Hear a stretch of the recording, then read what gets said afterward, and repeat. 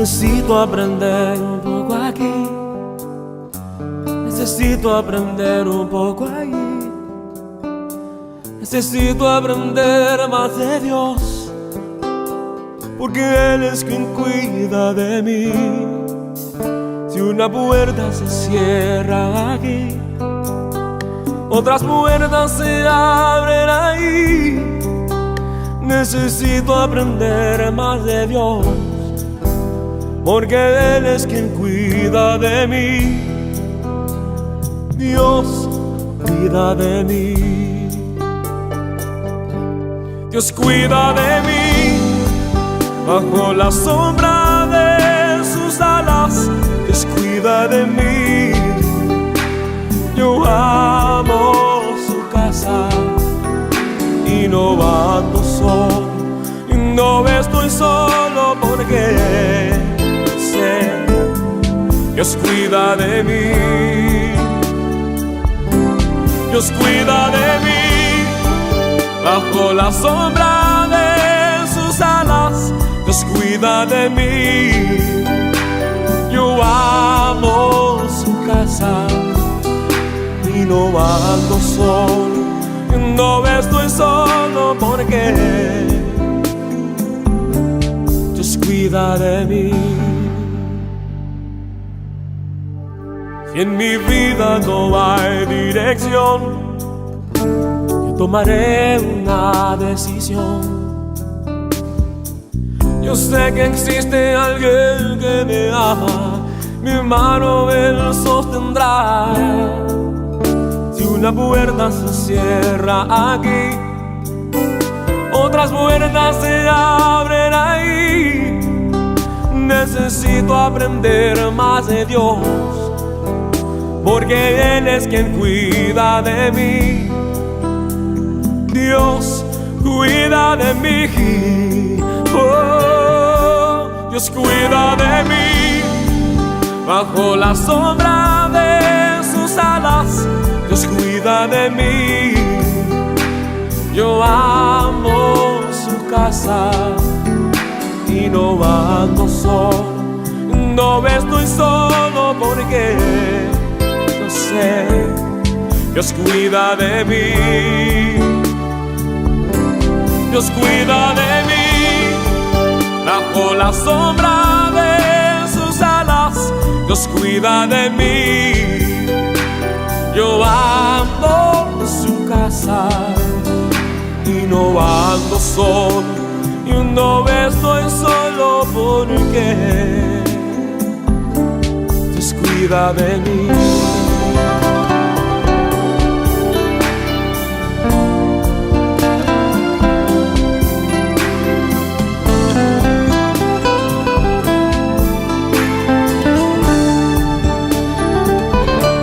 Dios cuida de mí bajo la sombra de sus alas. Dios cuida de mí. Yo amo su casa y no ando solo, no estoy solo porque yo sé, Dios cuida de mí. Dios cuida de mí bajo la sombra de sus alas. Dios cuida de mí.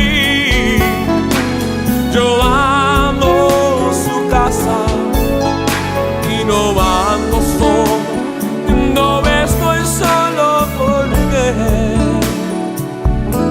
Dios cuida de mí. Yo sé,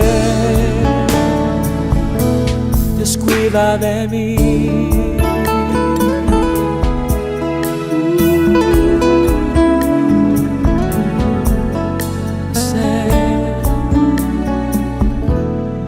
Cuida de mí.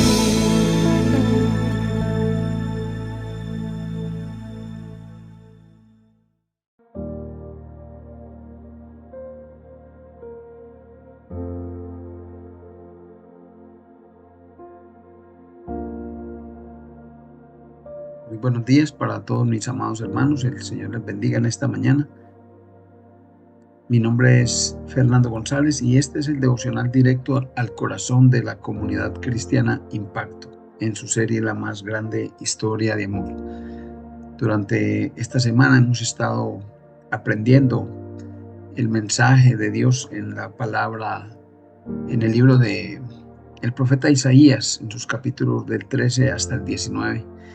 Hemos visto cómo el Señor estableció juicios para todas las naciones paganas, para todos los sistemas del mundo. Y hoy el turno es la profecía sobre Moab, la destrucción de las ciudades más importantes y el clamor del profeta Isaías. Elevemos nuestra oración para poner en manos del Señor este tiempo, pidiéndole su dirección, su discernimiento, su sabiduría. Padre que estás en los cielos, grande y compasivo eres tú, Señor. Te damos gracias por todo tu amor, Señor, por tus misericordias, Rey de los cielos, por tu paciencia infinita, Señor, por regalarnos, Señor, la gracia aún siendo pecadores. Hoy, Señor, te pedimos que tu Espíritu Santo nos conceda un discernimiento especial y una comprensión profunda en nuestro corazón, que podamos ver tu justicia y ver también tu misericordia, Señor, cómo se manifiestan en medio de los juicios a las naciones, y que nuestro corazón sea conmovido a una mayor entrega, a una mayor adoración, Señor, a mayor obediencia, Señor, a un clamor, reconociéndote como nuestro Dios soberano, y a un respeto por la obra redentora de nuestro Señor Jesucristo, nuestro Salvador y Redentor. Te pedimos en el nombre de tu Hijo Jesucristo que tomes el control de este tiempo, Señor, y que este mensaje sea para edificación de tu iglesia. Gracias en el nombre de Cristo Jesús. Amén y amén. Hagamos un pequeño resumen del día anterior sobre Isaías 14, donde pudimos aprender la impresionante profecía de la caída de la soberbia de Babilonia, y cómo esta profecía nos hablaba de los imperios humanos, sino también de la derrota de la arrogancia satánica. Celebramos la gloriosa liberación del pueblo de Dios de la opresión y la inquebrantable soberanía de Dios sobre todas las naciones y los eventos de la historia.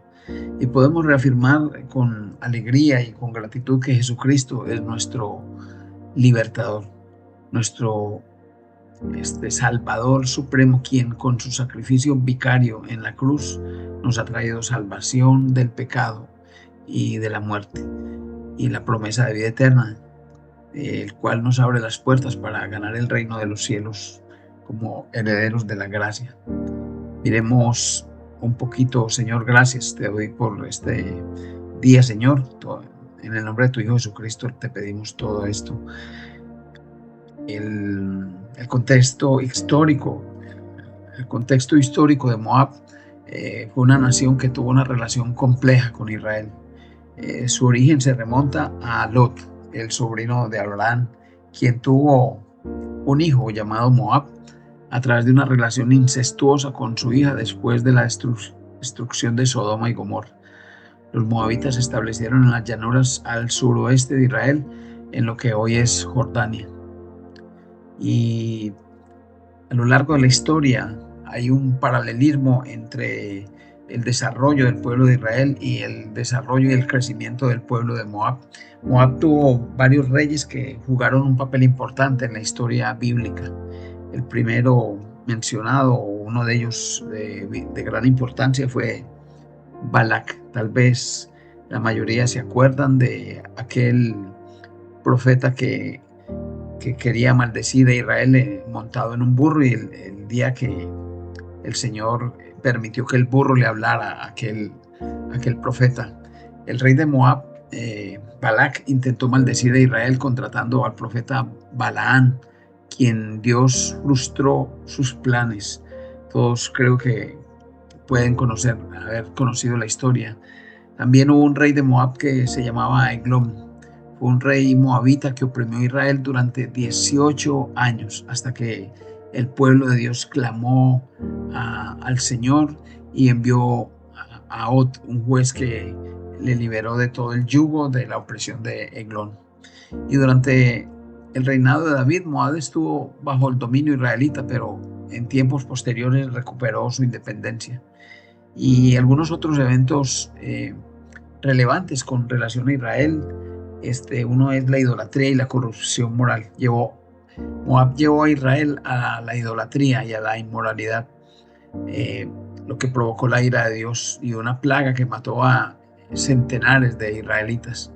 También hubo conflictos militares. Moab luchó contra Israel en varias ocasiones, como en el tiempo de los jueces y en el tiempo de los reyes de Israel. Y bueno, hay un evento especial que tiene que ver con la simiente de nuestro Señor Jesucristo. Es cómo Dios usó a Ruth siendo moabita, a pesar de la enemistad de Moab con Israel. Ruth se convirtió en parte del linaje de David y por ende de Jesús. Todos también creo que deben conocer un poco la historia del momento donde Ruth le dice a su suegra Noemí que a donde quiera que ella fuera, ella iría con ella. Tu Dios será mi Dios. Este evento marcó un evento importante en el nacimiento de nuestro Señor Jesucristo. Y bueno, Isaías 15 nos habla del juicio de Moab. Describe la destrucción de Moab como un juicio divino y se menciona que sus ciudades serán devastadas en una sola noche y el pueblo lamentará su ruina. Y este juicio igualmente refleja la justicia de Dios contra la soberbia y la idolatría de Moab. Y a pesar de la enemistad con Israel, Dios muestra compasión al lamentar su caída, lo que demuestra que su juicio no es solo castigo, sino también una advertencia para la humanidad. Aunque Isaías 15 pues trata este juicio, no es un capítulo frío o un capítulo impersonal, es un ejemplo del corazón compasivo de Dios. Incluso cuando se enfrenta al pecado y la idolatría de las naciones, Dios no se complace en la destrucción. Su deseo es que las naciones se vuelvan a Él, y este pasaje nos recuerda que el juicio divino viene precedido de las advertencias, de los llamados al arrepentimiento, y que aún en la justicia hay compasión. El Señor utilizó a cantidad de profetas para convencer de pecado a sus reyes, a sus dirigentes, a su pueblo.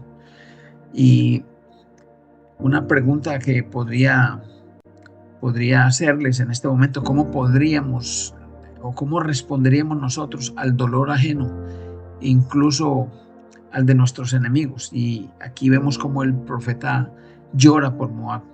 ¿Podemos nosotros llorar por alguien que está lejos de Dios? Esto muestra la compasión de este siervo, de este varón. Y duremos el capítulo 15 en tres porciones: versos 1 a 4, destrucción repentina y lamento nacional. El verso 5 es la compasión del profeta y la compasión de Dios. Y los versos del 6 al 9 nos habla de la devastación total y de la huida. Así que las ciudades son destruidas en una noche. El pueblo gime y se viste de cilicio, que esto es un símbolo de duelo, y sube a los lugares altos donde adoraban a sus dioses, pero ya no encuentran consuelo. El verso 2 dice: toda cabeza será rapada y toda barba rasurada. Estas son señales de un duelo profundo en la cultura antigua. Y el verso 5 nos habla de la compasión del profeta: mi corazón clama por Moab. Esto muestra que el juicio no es con gozo ni con indiferencia, es por el pecado remanente que existía en Moab. Esto revela que Dios no se complace en la muerte del impío. Y bueno, hay una ampliación bastante amplia, en la cual les recomiendo buscar en Ezequiel 33. Y los recursos naturales se secan como consecuencia de la devastación total. Y la gente huye desesperada cruzando fronteras, y la violencia se extiende. El lamento se escucha por todas partes y el clamor de su voz se oye en la distancia. Y creo que aquí hay una gran reflexión sobre este importante capítulo, que nos habla de la destrucción por el pecado, pero también nos habla del corazón de Dios. Y a pesar de que Moab era una nación idólatra y enemiga de Israel, Dios no es indiferente a su sufrimiento. Y este es un llamado a recordar que el juicio de Dios es real.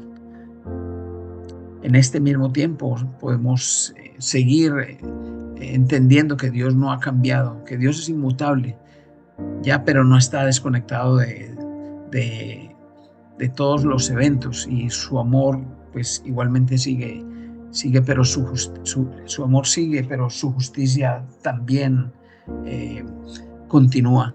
Cuando una nación o una persona persiste en la rebelión, el juicio puede venir, pero incluso entonces Dios se lamenta por su misericordia ante los juicios. Él no quisiera establecer juicios sobre las personas o sobre las naciones. Y quiero dejarles unas preguntas. ¿Cómo ven el juicio de Dios? ¿Lo ven con frialdad o con un sentido de tristeza y humildad? ¿O me doy cuenta que yo también necesito de la gracia? Y una pregunta más que tiene que ver con la temática de hoy: ¿me duele ver el mundo de Dios? ¿O me duele ver el mundo lejos de Dios, o solo me enfoco en mis propios problemas? Tengo compasión por los que están perdidos, así como clama el profeta. De la misma forma yo siento dolor por aquellos que están en aflicción. Una pregunta adicional es: ¿dónde busco consuelo? El pueblo de Moab subió a los lugares altos buscando respuestas en sus ídolos. Cuando enfrentamos problemas, mi querido hermano, ¿acudes a Dios o te refugias en dioses falsos? Cerramos nuestro día con una oración. Padre, te doy gracias por este día, Señor, por tu mensaje, por tus juicios, Señor, y por tu corazón lleno de compasión. Gracias porque en medio del dolor tú no te alejas, Señor, porque nunca se acorta tu mano, Señor, para bendecirnos. Nunca deja de inclinarse su oído para oír al corazón afligido, Señor, para el corazón contrito y humillado, Señor. Tú no le apartas, Padre. Enséñanos a ver a las personas como tú las ves, Padre, con misericordia. Ayúdanos a interceder por quienes están perdidos y a llorar por los que lloran, Señor. Quita la dureza de nuestros corazones y haznos, o coloca, Señor, en nosotros un corazón sensible. Gracias, Señor, por este tiempo especial. Ponemos este día en tus manos, Señor, en el nombre poderoso de tu Hijo Jesucristo. Amén y amén.